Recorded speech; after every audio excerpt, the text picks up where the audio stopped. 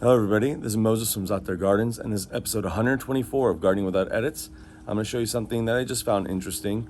It's going to get pretty warm this weekend, but then it drops down to the mid-80s next week, or at least the beginning of next week. Hopefully you don't hear that airplane too loud right now, flying overhead.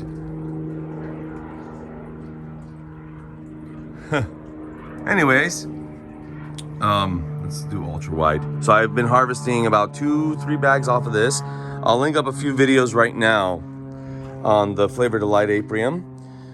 Something interesting that happened, let's see, that happened, you can see how much that happened, or that I noticed when I'm harvesting. Let me walk over to that location too. This is taking longer to ripen. The Flavor Delight Aprium should be mid-May to end of May for me to fully ripen.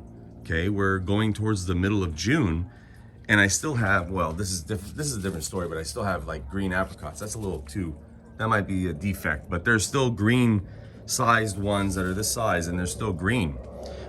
So it's later, but watch this. Let me walk over there. Here's the nectarines. Let me walk over there. Come on, Lulu. The donut peach, or the flat peach, or Saturn peach is ripe, and this is early. You see the color of the peaches? Another plane? Ay, ay, ay. What are you gonna do? Gardening without edits, right? This is where I clean it up to make it look like I'm smart. Or quick, but this is what happens. You see, oh, look at that. Let's do a little side thing here. You see that little guy? Hi, little guy. After this video's over, you're not gonna be around anymore. That's a stink bug. It's putting its little, I don't know what you can say, like little straw-like mouthpiece inside of the peach and ruining my peaches. But anyways, the donut peach is ripening. This is a lot earlier than normal. A lot of them are supposed to look like this, but I have a lot that are ripe. Like I could pull, let me see. Like that's, I could squeeze it.